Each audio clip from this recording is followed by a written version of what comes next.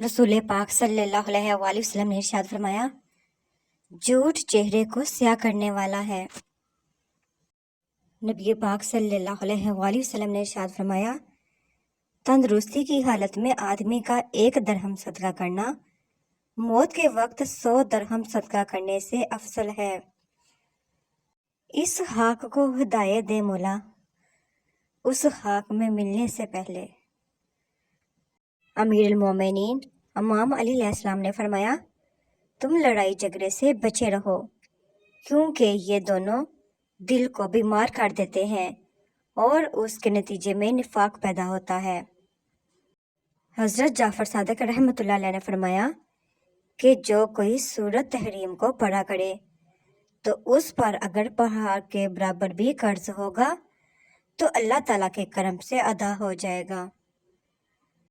हज़रत इमाम जाफ़र सादिक अलैहिस्सलाम ने फरमाया, लोग आपस में बहुत खुलूस और मोहब्बत का इजहार करते हैं, लेकिन उनके दिलों में बिच्छू बड़े होते हैं। उससे बेहतर है तन्हाई में जिक्र इलाही में मसरूफ हो जाएं। 3 चीज़ें इंसान को अल्लाह पाक से दूर करती हैं: अपने अमाल को ज़्यादा समझना, अपने गुनाहों को भूल जाना, अपने आप को सबसे बेहतर समझना। हज़रत अली रज़ी अल्लाह। ये दुनियावी ज़िंदगी तो बस थोड़ा सा मज़ा है। गलती हो तो मान लें और गलत फहमी हो तो दूर कर लें। यही अच्छी और पुरसुकून ज़िंदगी गुजारने का सलीका है। बेशक अल्लाह तौबा करने वालों को और पाक रहने वालों को पसंद फरमाता है। रसूल पाक सल्लल्लाहु अलैहि वसल्लम ने इरशाद फरमाया, अल्लाह को सबसे ज़्यादा पसंदीदा काम मुसलमान को खुश करना है। रसूल पाक सल्लल्लाहु अलैहि वसल्लम ने इरशाद फरमाया, जो मुसलमानों के अय्यूब के पीछे पड़ेगा, अल्लाह उसके ऐब के पीछे पड़ेगा, और अल्लाह जिसके ऐब के पीछे पड़ेगा इससे उसी के घर में ज़लील और रसवा कर देगा। रूहानियत हासिल करने का सिर्फ एक ही रास्ता है कि इंसान के बातिन का ताल्लुक रब से जुड़ जाए। सबसे बेहतरीन खातून हज़रत सल्लल्लाहु अलैहि वसल्लम ने फरमाया कि मरियम बिनते इमरान अपने ज़माने में सबसे बेहतरीन खातून थी, और उस उम्मत की सबसे बेहतरीन खातून हज़रत खदीजा रज़ी अल्लाह तआला अन्हा। अगर अल्लाह तुम्हारी मदद करे तो कोई तुम पर गालिब नहीं आ सकता। अब्दुल्ला बिन उमर रज़ी अल्लाह तआला अन्हु से रिवायत है कि नबी करीम सल्लल्लाहु अलैहि वसल्लम ने उनसे फरमाया, 40 दिन में कुरान पाक पूरा पढ़ लिया करो। जब कोई शख्स मरता है तो उसे उसका ठिकाना दिखाया जाता है। रसूल पाक सल्लल्लाहु अलैहि वसल्लम ने फरमाया, जब कोई शख्स मरता है तो रोज़ाना सुबह शाम दोनों वक्त उसका ठिकाना जहाँ वो आखिरत में रहेगा उसे दिखलाया जाता है। अगर वो जन्नती है तो जन्नत में, अगर वो दोज़खी है तो दोज़ख में।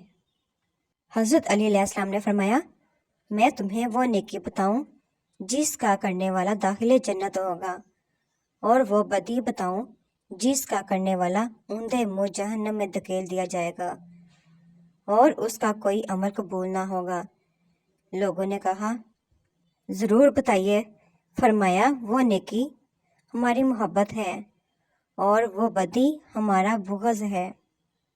रसूल पाक सल्लल्लाहु अलैहि वसल्लम ने इरशाद फरमाया, अल्लाह ताला हर रात के आखिरी हिस्से में दुनियावी आसमान पर तशरीफ़ लाते हैं और फरमाते हैं, कौन है जो दुआ करे और मैं कबूल करूं?